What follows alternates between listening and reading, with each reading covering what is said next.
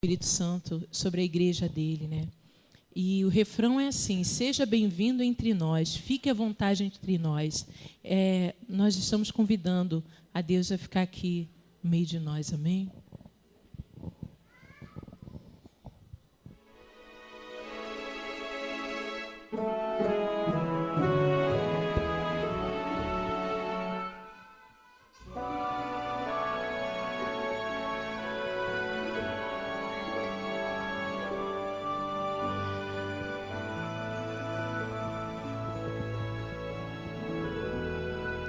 Em tua presença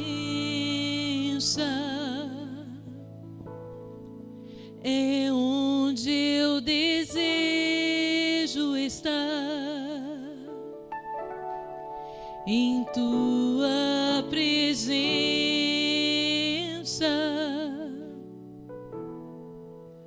sou renovado, ó Deus.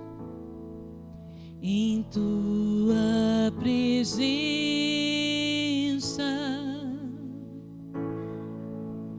minha alma canta e se alegra diante do altar. Seja bem-vindo, Senhor. Seja bem-vindo entre nós. Fique à vontade entre nós.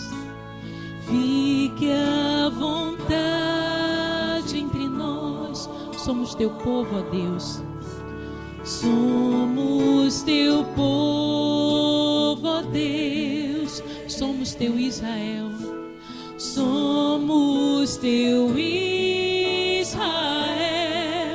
Vem como um rio, Senhor.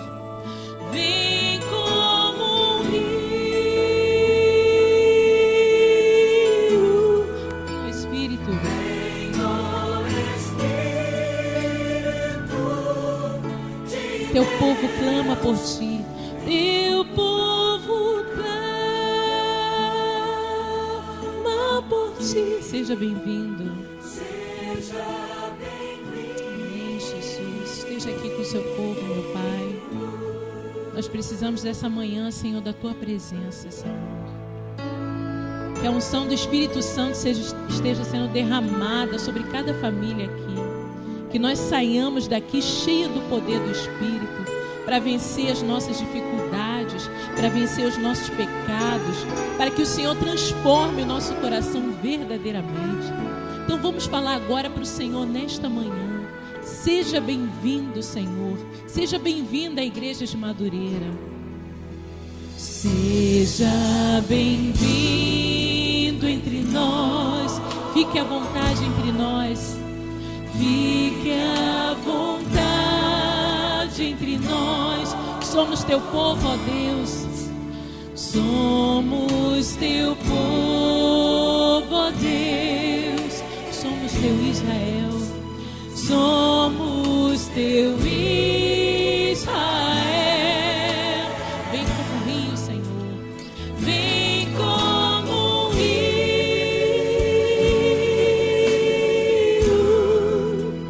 Vem, ó Espírito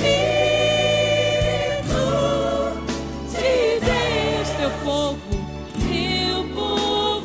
clama por ti.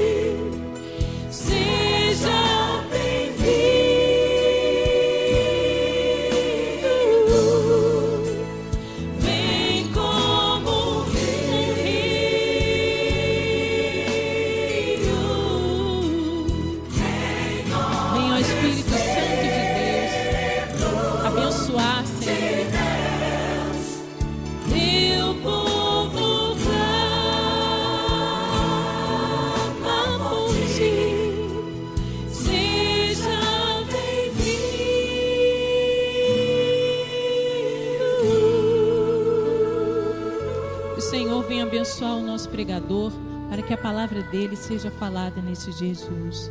Amém.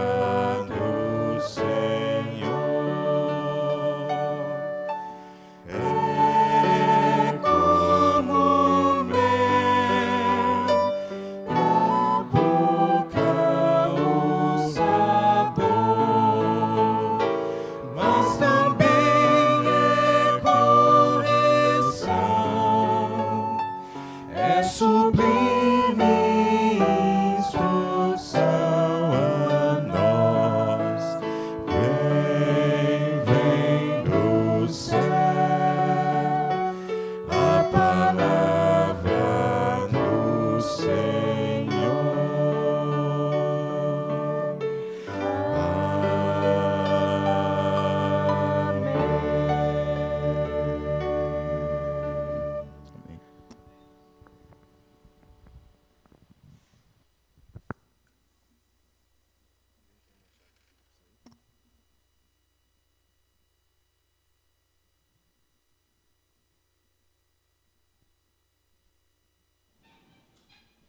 Eu saúdo os irmãos com a paz do nosso Senhor e Salvador Jesus Cristo. Saúdo também os nossos queridos irmãos e amigos que estão nos assistindo ao vivo pela internet.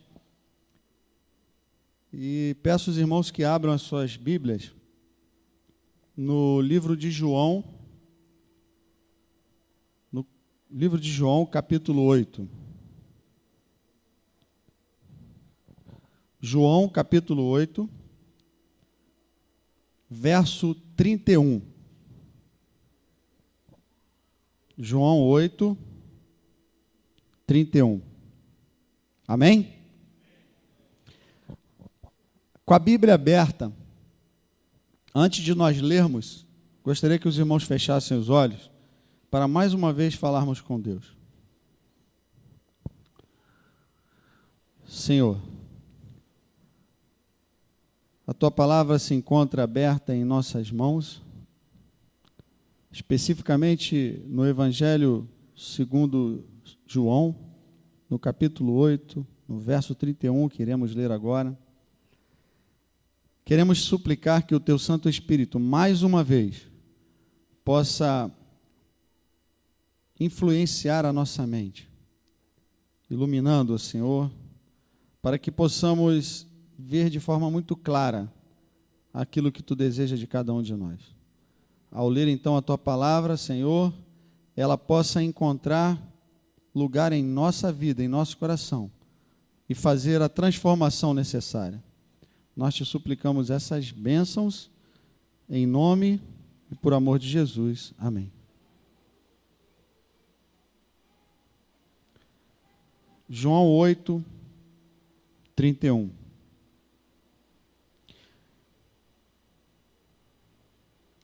Disse Jesus aos judeus que criam nele: se permanecerdes no meu ensino, verdadeiramente sereis meus discípulos.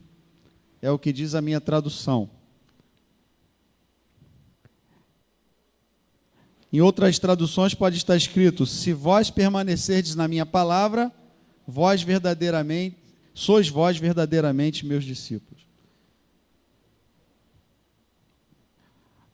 A Bíblia, ela usa vários títulos para descrever Jesus. Fizemos um JA uns 2 anos atrás, eu me recordo bem. Ainda estávamos lá no prédio de trás, ainda não havíamos inaugurado aqui a igreja.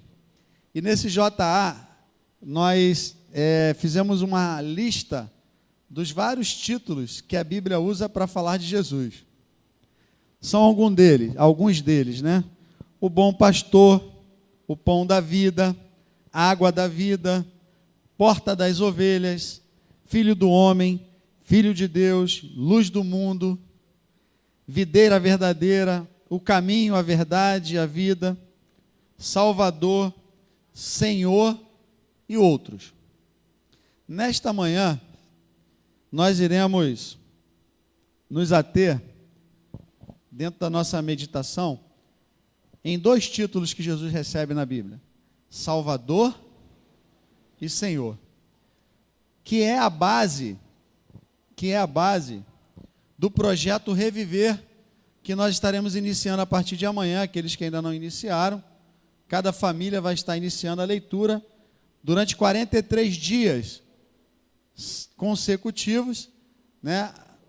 Os irmãos estarão junto com as suas famílias, ou no culto da manhã, ou no culto da noite, fazendo a leitura da revista, né? Dessa revista que do projeto Reviver, que vem como subtítulo falando Discípulos do Amor. E a base é Jesus como Salvador e Jesus como Senhor.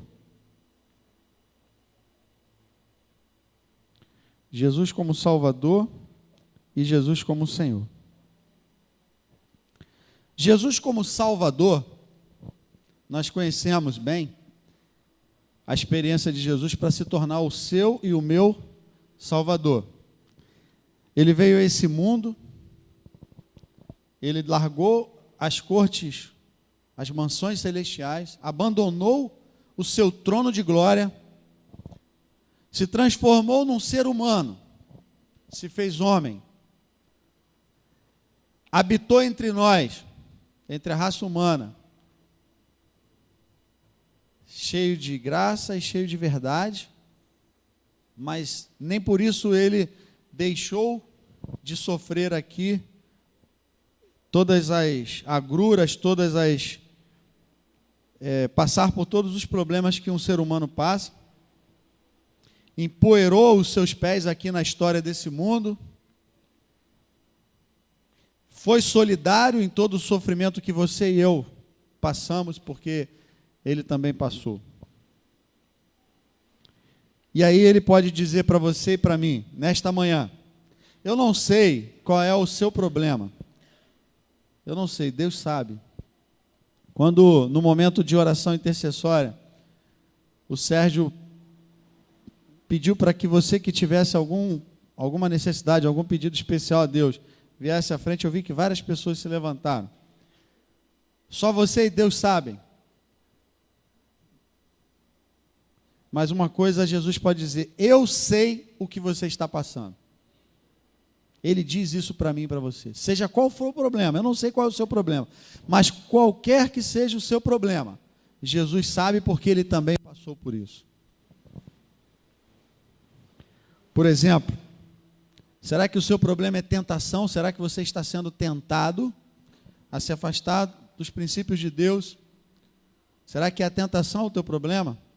Jesus fala assim, eu sei o que é ser tentado, porque eu também fui tentado lá. E detalhe, Jesus foi tentado várias vezes, mas nunca de uma forma tão terrível como aquela em que ele passou 40 dias e 40 noites no deserto, em jejum. E ao final daqueles 40 dias de jejum, Satanás veio tentá-lo. Aquela foi uma das piores provas que Jesus passou. Se você está sendo tentado, e se esse é o seu problema, Jesus diz assim, olha, eu sei o que você está passando. Aliás, eu já fui tentado de uma forma muito pior do que a sua. Portanto, eu posso entender você. Você está se sentindo solitário? Será que esse é o seu problema? Sabe, Jesus está dizendo para você nessa manhã e para mim, se você está se sentindo solitário, eu sei o que é ser solitário, sabe por quê? No momento em que eu mais precisei de companhia, no momento em que eu estava passando a pior de todas as provas, numa quinta-feira à noite, quando eu já estava recebendo sobre meus ombros o seu pecado e o pecado de todas as outras pessoas do mundo, naquela noite, naquela quinta-feira à noite, eu precisava muito que alguém orasse por mim. Jesus está dizendo isso para você e para mim. Jesus precisava muito de companhia, precisava de apoio. E ele pegou os 12 discípulos, foi para o Monte das Oliveiras. Chegando ali, na entrada do jardim, denominado Getsêmani, ele deixou 9 dos discípulos. Pegou 3 discípulos que eram amigos muito mais próximos, que ele tinha como amigos especiais. Jesus tinha os seus amigos. Irmãos, todos nós precisamos de amigos especiais, aqueles a quem a gente tem mais afinidade. Não que não devemos ser amigos de todos, mas sempre vão existir pessoas especiais como amigos. Todos nós precisamos disso. E Jesus tinha 3. A Bíblia nos fala. Quem eram eles? Pedro, Tiago e João. Eram esses 3 que Jesus levou para o monte que conhecemos como o Monte da Transfiguração. Foram esses 3 que presenciaram momentos especiais com Jesus. Jesus gostava de todos, amava todos de forma incondicional, como ama todos nós, mas ele tinha ali uma afinidade. E ele então pegou esses 3 discípulos e falou para esses 3, venham vocês 3 comigo. Deixou os outros 9 lá, na entrada do jardim, entrou um pouco mais no jardim, deixando esses 3 discípulos ali também, dentro do jardim. Em algum momento falou, olha, eu vou orar. O espírito está pronto, mas a carne é fraca. Orem por mim. Orem para que vocês também não entrem em tentação. Fiquem, velai por mim, Jesus falou. Velai por mim. E Jesus então entra, a Bíblia fala que ele se distancia um pouco mais desses 3 discípulos. A Bíblia usa uma unidade de medida como um tiro de pedra. Eu não sei quanto que é um tiro de pedra, mas talvez seja uma pessoa normal atirando uma pedra, a distância que essa pedra cai deve ser uma medida lá, e Jesus se distanciou, distância de um tiro de pedra, deixando esses 3 discípulos na entrada, lá num determinado local do jardim do Getsêmani, mas eles não podiam ver Jesus, mas podiam ter um certo contato auditivo, poderiam perceber que alguma coisa. E Jesus falou: fique aqui e velai comigo. Orem comigo, eu vou orar e vocês orem daqui. Sabe, irmãos? Quando Jesus, depois de ter derramado o seu espírito ali, orado a Deus, o seu suor se transformou em gotas de sangue, a Bíblia fala. Tamanha era a agonia, o sofrimento de Jesus. Quando Jesus volta para sentir ali, sabe quando a gente precisa olhar para o nosso amigo, me abraça aqui, olha, eu estou precisando de um apoio. E Jesus então, quando chega lá, encontra os 3 amigos íntimos dele, que ele havia pedido para estar ali algumas horas velando. Jesus encontra esses 3 grandes amigos dormindo. A Bíblia fala que eles não aguentaram e dormiram, enquanto Jesus estava lá. Se você está se sentindo solitário, se esse é o seu problema, ninguém me entende, só eu sou cristão na minha casa, parece que eu não vou aguentar, eu estou sozinho, essa luta é só minha. Saiba de uma coisa, Jesus sabe o que é se sentir solitário, porque ele também sentiu, e eu acredito que por mais que você esteja se sentindo assim, não dá para comparar com o que Jesus passou. Você está se sentindo rejeitado? Será que esse é o seu problema? Sabe? Jesus fala para você nessa manhã: eu também sei o que é ser rejeitado, pois nem mesmo os meus parentes quiseram me aceitar.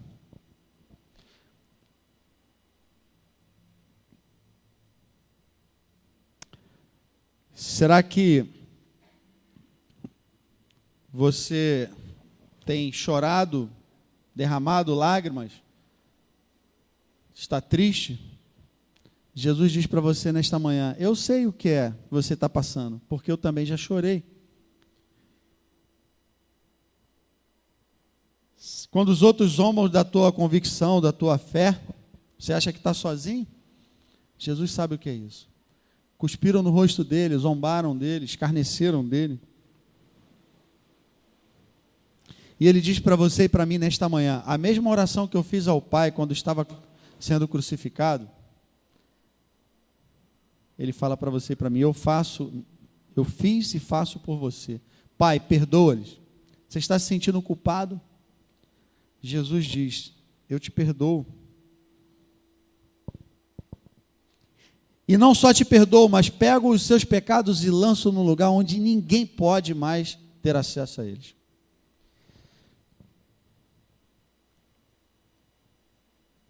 Jesus diz: eu quero fazer de você um habitante do céu. Não um bom cidadão aqui neste mundo, mas eu quero ir além, eu quero chamar você de meu filho. E eu quero que você me chame de pai. Tudo que Cristo suportou aqui neste mundo foi porque ele tinha um objetivo: salvar a você e a mim da morte eterna. E louvado seja Deus porque ele foi até o fim, né? Louvado seja Deus porque ele aguentou. E não somente aguentou e venceu, como ele nos deu prova de que sabe muito bem o que é sofrer, sabe tudo que a gente passa. Você não está sozinho, eu não estou sozinho. E nós temos um Deus que sabe o que nós passamos, sabe o que nós sofremos. Jesus é o nosso Salvador.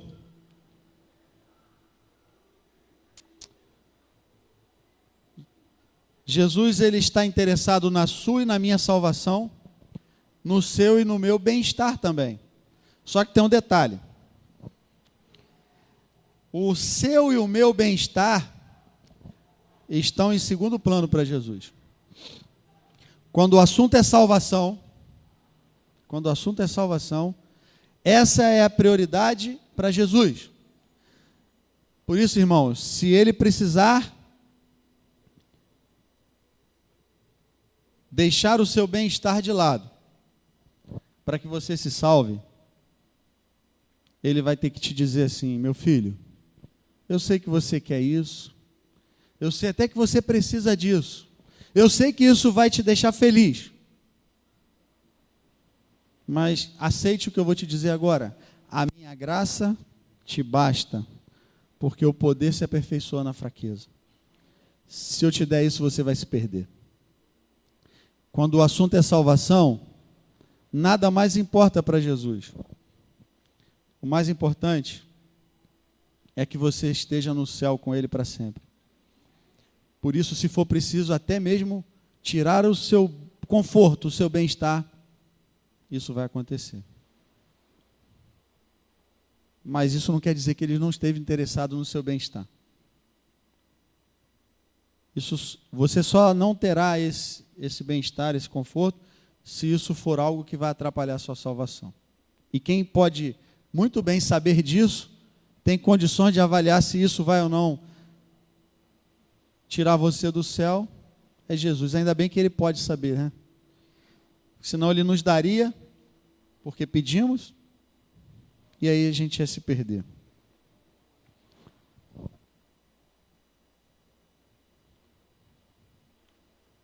Dentro desse contexto, que Jesus é o nosso Salvador, a gente ouve desde pequenininho uma frase que eu acho que essa frase já perdeu até o efeito na vida de muitas pessoas, se tornou muito comum, porque nós ouvimos muito essa frase: Jesus morreu para nos salvar. Quantas vezes nós ouvimos isso? Parece que ela é uma frase que seu sentido, seu verdadeiro significado não é tão intenso, porque ela se tornou comum.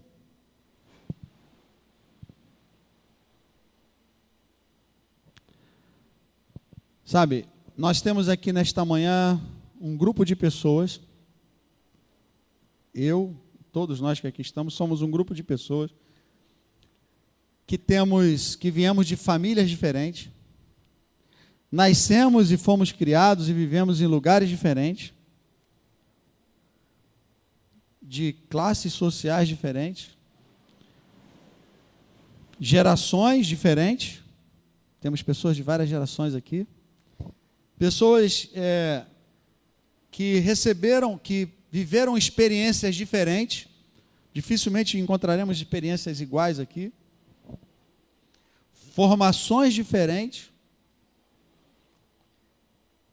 Mas um grupo tão heterogêneo, um grupo tão misto, que somos nós aqui nesta manhã, podemos dizer que temos duas coisas em comum. Duas. E a primeira delas é que você e eu temos o mesmo inimigo. O seu inimigo e o meu inimigo são o mesmo. O nosso inimigo é algo que nós temos em comum. O mesmo inimigo que quer me destruir, que quer acabar com a minha vida, que não quer que eu me salve, é o mesmo que quer destruir você também. Nós temos isso em comum. E a segunda coisa que nós temos em comum é que nós temos o mesmo Salvador e o mesmo Criador também. Você não é fruto de uma criação, de um acidente cósmico ou qualquer coisa que pareça. Você não apareceu por acaso, você foi criado por Deus e eu também. Todos nós temos o mesmo Criador, viemos das mãos do mesmo Deus. E todos nós temos também o mesmo Salvador. Ainda que esse inimigo seja poderoso, ele tem o seu poder, não podemos subestimar, é um anjo. Nós temos um Salvador que é infinitamente mais poderoso que ele.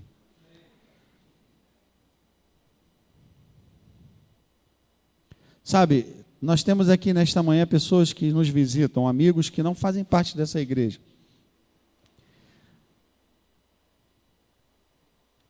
Você não veio aqui nesta manhã simplesmente porque você foi convidado por alguém. Isso pode ter acontecido, mas o verdadeiro motivo pelo qual você está aqui nesta manhã, ou porque você está assistindo essa mensagem, é porque o Espírito Santo te convidou para isso. E isso também é algo que nós temos em comum, porque todos nós só estamos aqui porque o Espírito Santo nos trouxe. Amém?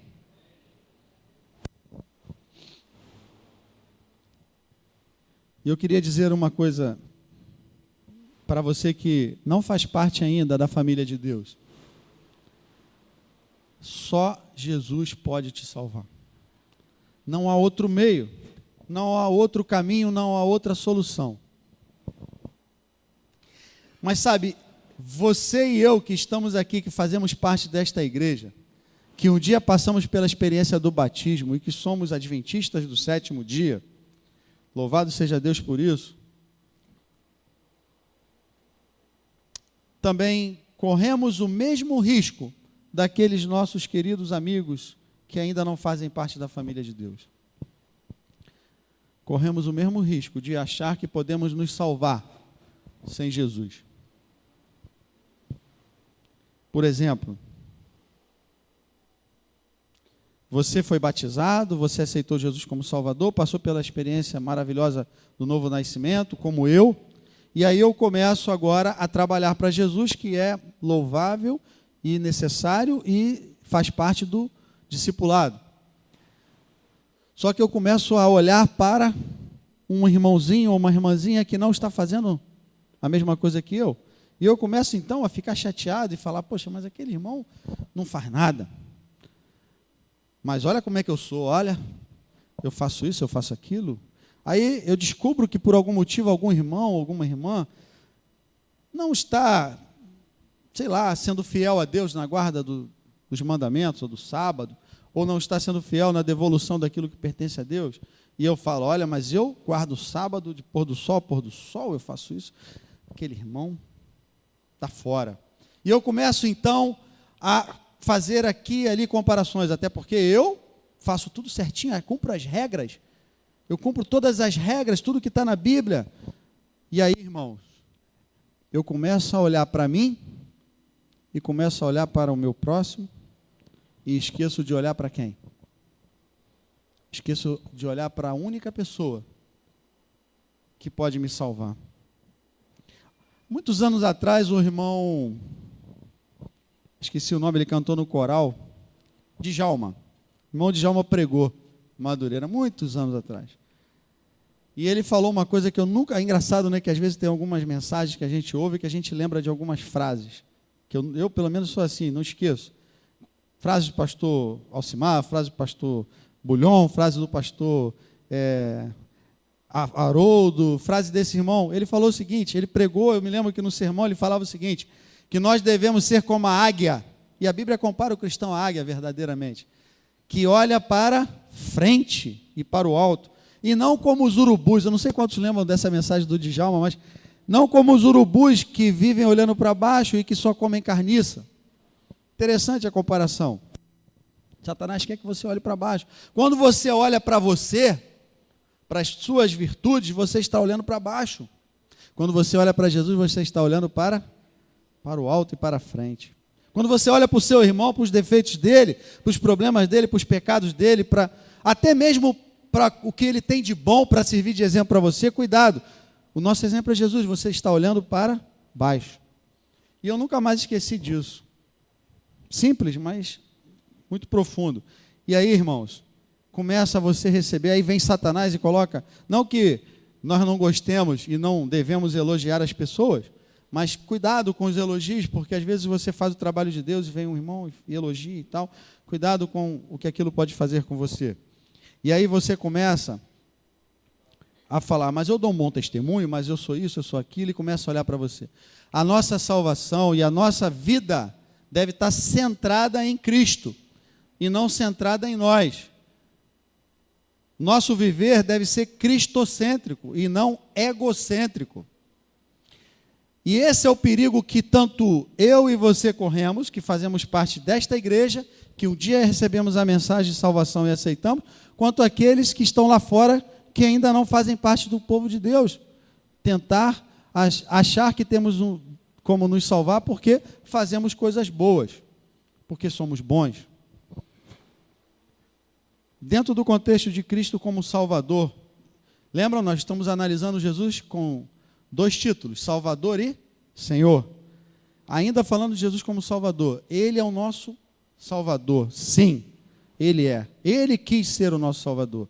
Isso não depende de você e de mim. Ele resolveu, Ele tomou essa decisão.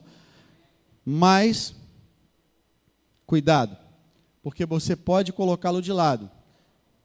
E aí, nós corremos esse risco. Aliás, corremos o mesmo risco que o apóstolo Paulo relata lá em 1 Coríntios, no capítulo 12, no 1 Coríntios 9, 27. 10, 12 e depois 9, 27. Vamos ler. 10, 12, 9, 27. Olha o que Paulo fala sobre a experiência dele mesmo. 10, 12. 1 Coríntios 10, 12. Aquele, pois, que pensa em estar em pé, cuide para que não... Conhecido esse verso, né? E 9, 27, aliás, do 25 ao 27, ele fala assim: todo aquele que luta em tudo se domina, eles para alcançar uma coroa corruptível, nós, porém, é incorruptível. Ele está falando sobre aqueles que lutavam, aqueles que competiam nas arenas, nos coliseus romanos, na Grécia, na época que surgiram as Olimpíadas. O vitorioso, o vencedor de uma competição, ganhava uma coroa de louro, e o louro era corruptível, ou seja, ele com o tempo ele se perdia, ele murchava. E eles lutavam e dominavam e treinavam para conseguir uma coroa corruptível. Nós não, nós lutamos e devemos dominar também para atingir uma coroa incorruptível. Aí ele fala, portanto, corro, não como indeciso, combato, não como batendo no ar. Antes subjugo o meu corpo e o reduzo à servidão, para que pregando aos outros, eu mesmo não venha de alguma maneira ficar o quê? Quem está falando isso é ninguém mais, ninguém menos do que o grande apóstolo Paulo. Essa é a sua e a minha experiência. Jesus é o único que pode nos salvar. E a solução, irmãos, esse é o problema, né? Olharmos para nós, olharmos para o irmão, olharmos para a dificuldade, mas a solução está lá em Hebreus, no capítulo 12. Eu tenho motivos para crer que quem escreveu o livro de Hebreus foi o apóstolo Paulo, ainda que não haja provas históricas disso, né? Aqueles que conhecem a escritora Ellen White sabem que ela menciona que foi Paulo que escreveu.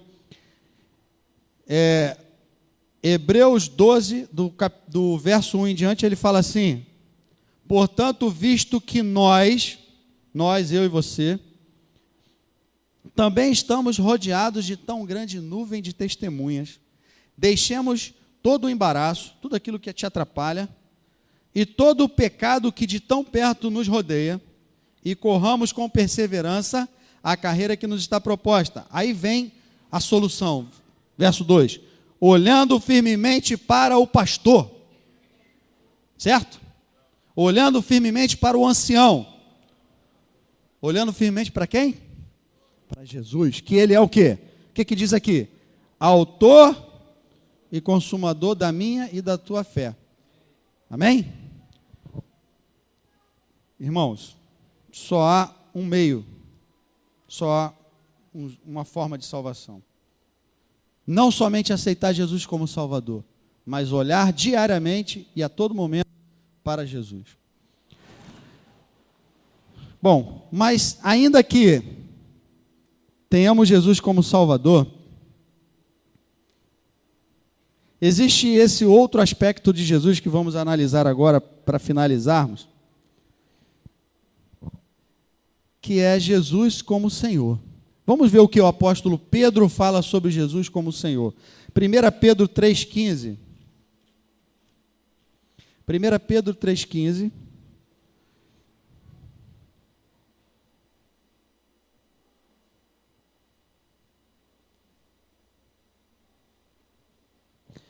Pedro diz: tende por salvação a longanimidade de nosso quê? Senhor, como também o nosso amado irmão Paulo vos escreveu, segundo a sabedoria que lhe foi dada. Jesus é apresentado na Bíblia como nosso Senhor. Sabe, é muito comum nos nossos dias as pessoas quererem Jesus como Salvador. Aliás, se tem uma época em que Jesus, o nome de Jesus está sendo divulgado de todas as maneiras, é o momento em que nós vivemos.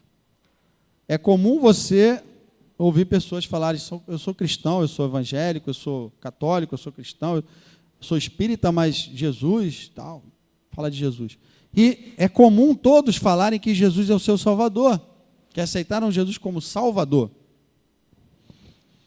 Mas difícil é a gente ver pessoas, vou me incluir, nós, incluindo eu, aceitarmos Jesus como Senhor. Aí é diferente. Como Salvador é fácil. Quem que não quer um Salvador? Você está morrendo, alguém vai lá e te salva. Que bom. Mas quantos querem alguém para comandar a sua vida? Quantos querem um Senhor? Aí, se eu perguntar, quantos querem uma pessoa para estar ali, de repente, bota aqui um chaveirinho, bota uma lâmpada mágica, bota um controle remoto, estou precisando de ajuda, aperta ali o botão, vem a solução. Quantos não querem isso? Quantas pessoas têm andado com Jesus para acioná-lo, né, entre parênteses, quando precisam de um Salvador, para socorrê-los? Ele é Salvador? Sim. Ele socorre? Acabamos de falar isso aqui. Ele sabe de tudo que a gente precisa? Sabe. Tem poder para curar? Tem poder para salvar? Tem poder para ajudar? Claro. Esse é o lado de Jesus que todo mundo gosta. Mas, como Senhor da sua e da minha vida, estamos dispostos a fazê-lo Senhor da minha e da sua vida? Você e eu estamos dispostos? Muitas pessoas querem Jesus do lado, como companhia, mas não para dirigir a sua vida. Querem uma companhia, mas não dá piruada na minha vida não, porque nesse ponto aqui eu sei o que eu estou fazendo. Não toma as rédeas da minha vida não, porque eu sei bem o que eu faço. Querem companhia, Jesus como companhia. Por isso que dentro desse contexto, irmãos, prestem bem atenção no que eu vou falar agora, dentro desse contexto que acabamos de falar agora, da pessoa ter Jesus como Salvador, mas não ter Jesus como Senhor, Jesus usa uma das frases mais duras que a gente lê na Bíblia. Ele diz assim, vocês conhecem muito bem essa frase de Jesus: nem todo aquele que me diz Senhor, olha só, Senhor, Senhor, entrará no reino dos céus, mas aquele que faz a vontade do Pai. Dentro desse contexto, Jesus fala isso. Muitos querem sentir as fortes emoções de Jesus como Salvador, e é maravilhoso, não é, irmãos? Sentir que a gente tem um Salvador, que os nossos pecados foram perdoados, que emoção! É muito bom sentir essa emoção. Mas poucos estão dispostos a sentir uma outra emoção que Jesus também produz na nossa vida, que é a emoção de modificar conceitos e atitude. porque aceitamos Ele como Senhor, e Ele agora nos diz, olha, você tem que mudar nisso aqui. Eu não sou o Senhor da tua vida, você precisa mudar. Poucos estão dispostos a sentir essa alegria por isso, essa emoção de ter mudado. De novo eu vou mencionar um sermão que eu ouvi quando eu acho que eu não era nem batizado. Veio um pastor, ele era presidente da Associação Mineira, que acho que ainda era só uma associação. Ele veio aqui, pregou, foi um pastor muito animado. Ele ainda está por lá, eu não me lembro o nome dele, mas ele falou assim, ele contou uma experiência, talvez os irmãos aqui lembrem. Ele contou uma alegoria para ilustrar essa situação. E eu sempre me lembro dessa alegoria e eu uso para a minha vida e vou compartilhar com aqueles que não conhecem. Ele diz o seguinte, que um cristão estava dirigindo o Fusquinha da sua vida. Está lembrando? Fusquinha da sua vida. E aí ele pegou o Fusquinha da sua vida e pegou uma estrada e estava indo ali sozinho. De repente, em algum momento, Jesus pede para entrar no Fusquinha da vida dele, e ele então deixa Jesus entrar, Jesus senta no banco do carona, e ele vai feliz da vida com Jesus ali do lado. Ele agora tem Jesus. Ele antes estava sozinho, agora ele tem Jesus como Salvador. Aí Jesus vira para ele e fala assim, deixa eu dirigir o Fusquinha da sua vida, e vai você no carona? Aí esse camarada que deve ser igual a mim, eu não gosto de ir no carona. Eu não gosto, principalmente se o carro for o meu. Eu não gosto. É um problema que eu tenho dificuldade de andar no carona. Então, tem muita gente assim, né? Aliás, só eu que sou assim, né? Deve ter mais ninguém assim.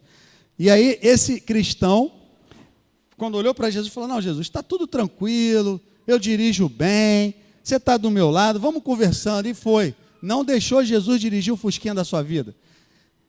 De repente, a estrada ficou bem íngreme, curva bem acentuada à direita.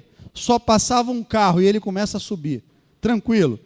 De repente, naquela curva, surge uma carreta desgovernada, a velocidade absurda vindo na sua direção, e não tinha, era precipício de um lado, precipício de outro, e aquela carreta desgovernada descendo. E Jesus vira então, e ele olha para Jesus, Jesus fala, deixa eu dirigir.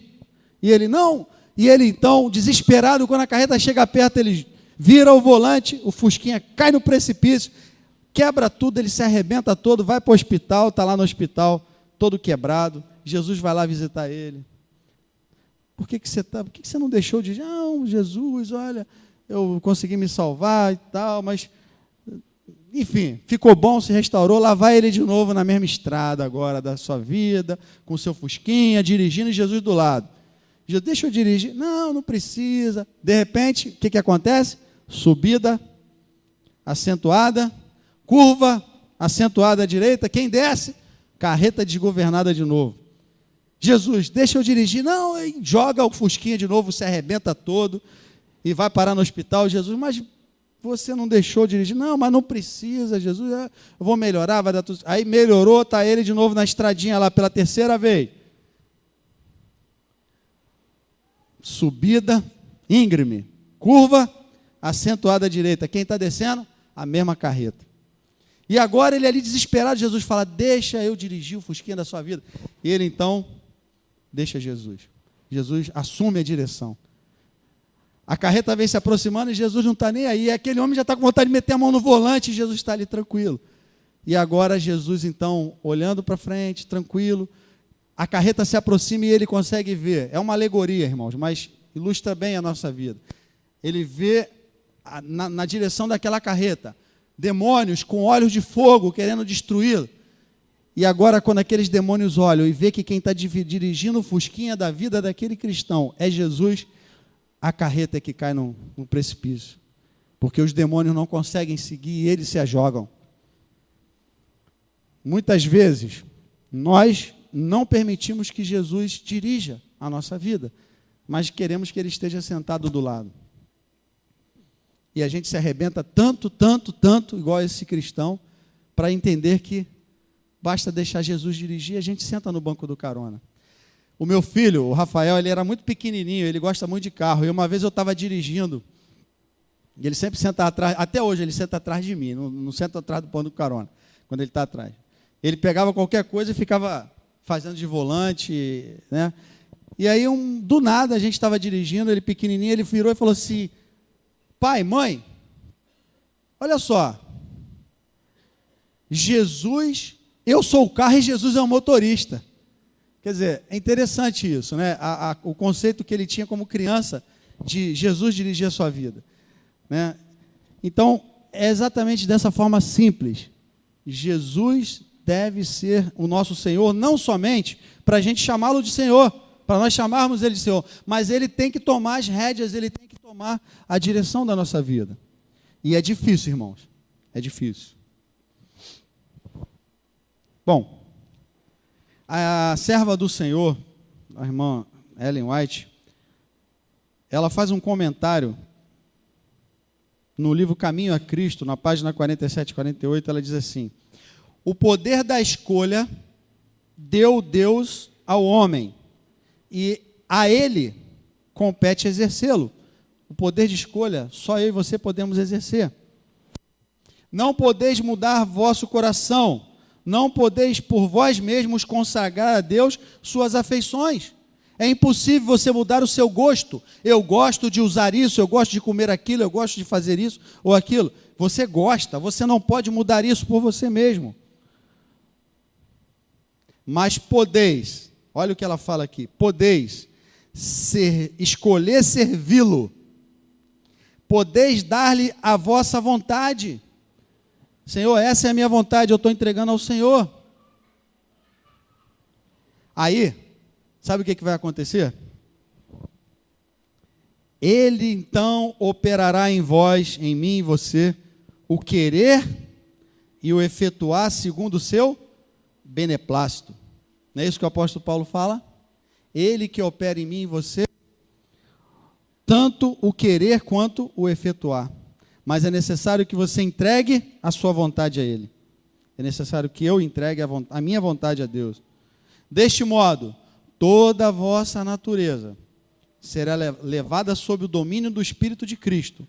Vossas afeições centralizar-se-ão nele, vossos pensamentos estarão em harmonia com ele. O desejo de bondade e santidade é em si mesmo louvável. De nada, porém, valerão essas virtudes, se ficarem somente no desejo, diz a serva do Senhor.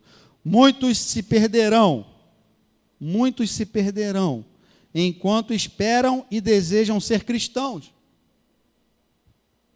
Vai chegar o meu dia, eu vou mudar. Não chegam ao ponto de render a vontade a Deus. Não escolhem agora ser cristãos. Irmãos, hoje é o dia da nossa salvação. Hoje é o dia da mudança. Hoje é o dia de nós nos entregarmos sem reservas a Deus. Cristo tem que ser primeiro o Senhor. Vamos inverter agora aqui. Primeiro nós analisamos Jesus como Salvador e depois como Senhor. Mas só que tem um detalhe. Para que Ele se torne o meu e o seu Salvador, primeiro Ele tem que se tornar o seu e o meu Senhor. Se Ele não for o seu Senhor, não for o meu Senhor, Ele não pode ser o seu e o meu Salvador.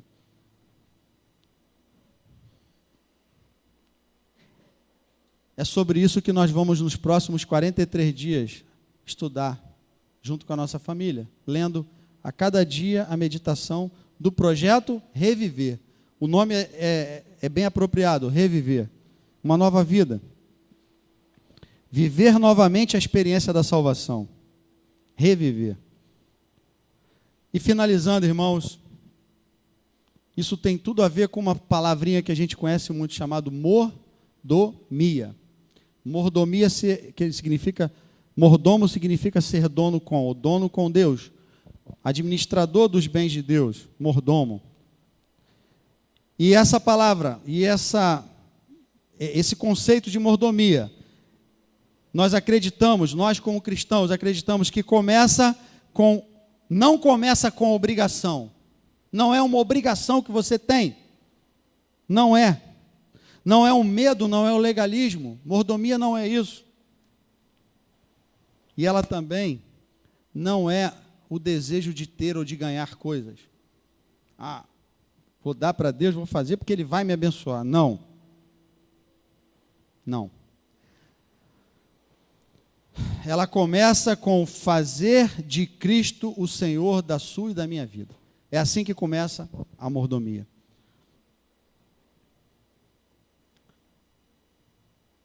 É preciso entregar-se completamente a Jesus, e aí sim, Ele vai poder fazer algo pela sua e pela minha salvação.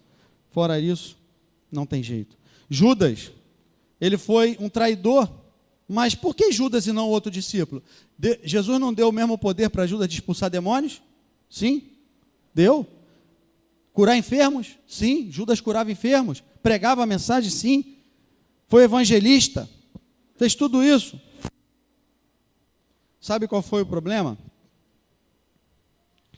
Ele não chegou a render-se completamente a Jesus. Ele não renunciou às ambições terrenas e mundanas. Ele não renunciou ao amor ao dinheiro. Ele achava que podia, pelos seus próprios juízos e opiniões, né, chegar a algum lugar e cultivou, diz a serva do Senhor, desejado de todas as nações, página 686. Judas cultivou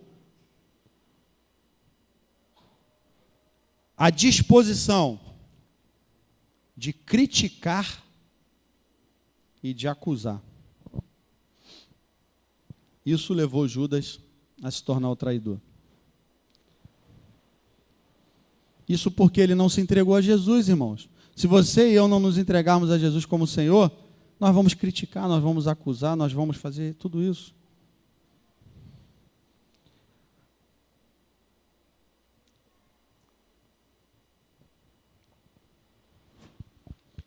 Jesus não salva ninguém para que continue no erro. Estudamos isso lá embaixo hoje. Jesus não salva ninguém para continuar no erro. Ele salva você e a mim para que nós andemos em novidade de vida. Antes eu roubava, não roubo mais. Antes eu matava, não mato mais. Antes eu mentia, não minto mais. Antes eu fazia isso ou aquilo e não faço mais. Por que eu não faço mais? Porque eu descobri na palavra de Deus que não é o que agrada a Deus e que não é o correto perante Deus. Mas olha, eu não sei, eu gosto de fazer isso que é errado, mas eu gosto de fazer não significa que eu deva continuar fazendo. E é por amor, é o meu tudo em resposta ao tudo de Deus. Sabe aquele hino que a gente canta? Tudo entregarei?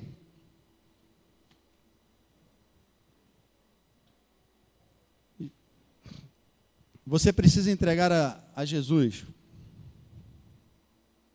Você deve estar disposto a entregar a Jesus o teu tempo, o templo do Espírito Santo, que é o seu corpo, os seus talentos, os seus tesouros. Deus fala para você e para mim: eu te criei, fiz você semelhante a mim, portanto conheço suas necessidades. Eu quero te dar poder para vencer, força para fazer o que é correto. Quero te ajudar a abandonar o orgulho e as ideias próprias. Quero te ajudar a abandonar a vaidade. A vaidade tem levado muitas pessoas a se afastar de Deus. Vaidade é o narcisismo, a idolatria do próprio corpo, da sua aparência. Não que devemos ser descuidados, mas a vaidade. Quero que você seja fiel na guarda do sábado. Quero que você faça o culto da família. Desejo te ajudar a gastar corretamente os recursos que eu te dou, o seu salário, o seu dinheiro que eu te dou. Estou disposto a ajudar você a dirigir os teus negócios, o teu namoro, o teu casamento, os teus estudos, a tua vida familiar. Eu quero que você cuide da sua saúde. A saúde foi eu que te dei. É isso que Deus fala para nós. Irmãos, Projeto Reviver. Todos estão com a revista. Eu gostaria de fazer uma oração agora para aqueles que receberam a revista, para que Deus possa dar poder para que você possa não somente fazer todos os dias a meditação, mas que você consiga mudar a sua vida e a sua família de acordo com o que está aqui. Você que está com a revista, você que representa a sua família, poderia se colocar de pé? Eu gostaria de fazer uma oração nesse momento para nós encerrarmos.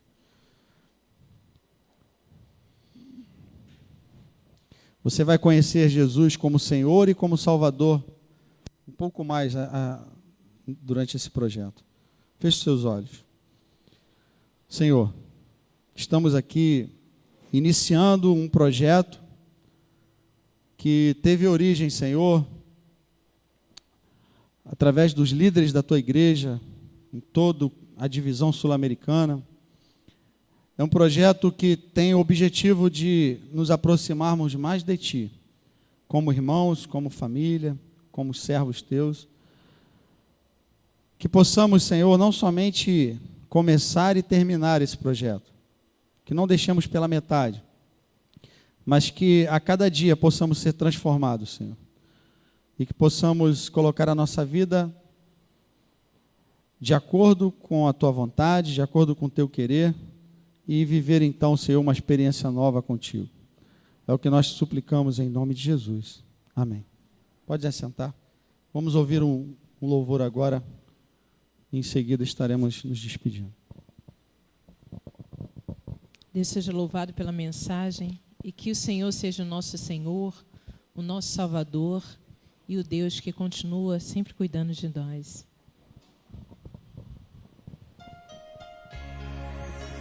Gostaria de louvar junto com a igreja. Vamos falar para o nosso Deus hoje, nessa manhã.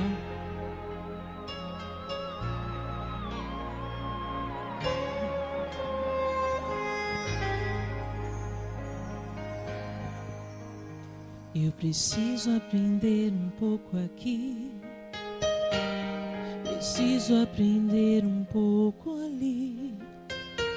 Eu preciso aprender mais de Deus. Quem tem cuidado de você? Não estou escutando, não. Se uma porta, o que Deus faz? Aleluia. Eu preciso. Quem é que cuida de você, igreja? Amém. Deus, vamos louvar. Deus cuida de mim. Deus cuida de mim. Amém. Meu sombra. Deus cuida de mim. Eu amo a sua casa, Senhor. Você nunca está sozinho. Não estou sozinho, pois sei. Deus cuida de mim. Deus cuida de mim. Deus cuida de mim. Na sombra das suas asas. Deus cuida de mim. Eu amo a sua casa e não ando sozinho. Não estou sozinho, pois sei. De mim. Mas às vezes acontecem algumas coisas, né, irmãos?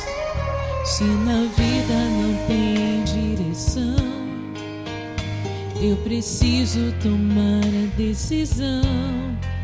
Porque eu sei que existe alguém que me ama. Ele quer fazer o quê?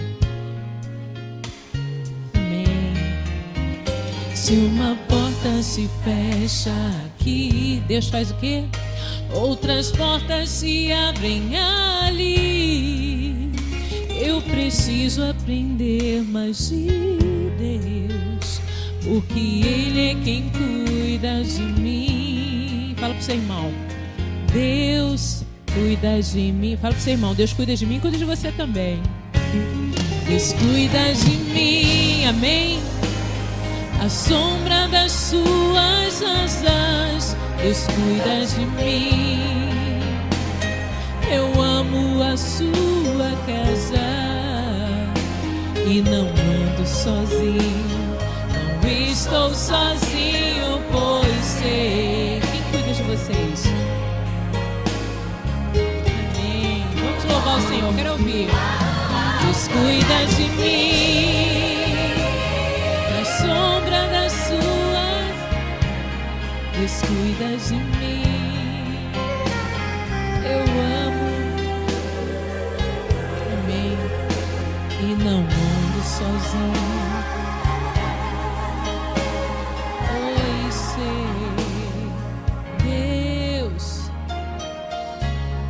como nosso irmão falou hoje, entregar o nosso fusquinha na mão do Senhor, diga amém. Deus seja louvado.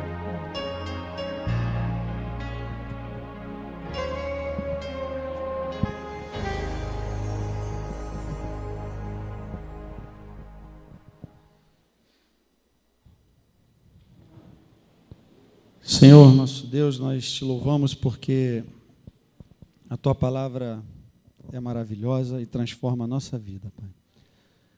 Agora, iremos deixar esse lugar sagrado, mas não queremos deixar a Tua presença, Pai. Portanto, continue conosco, não somente durante esse restante de sábado, mas durante todos os dias da nossa vida. Não somente do lado, sentado no banco do carona da nossa vida, não. Queremos que o Senhor assuma a direção, Pai. E aí sim, nós estaremos tranquilos, não temeremos a nada, porque o Senhor não somente está conosco, mas está dirigindo a nossa vida. Dá-nos essa experiência contigo. Leva-nos de volta aos nossos lares. Traga-nos à tarde para continuarmos louvor e adoração ao Teu nome através do encontro de corais. Nós te suplicamos essas bênçãos em nome e por amor de Jesus. Amém.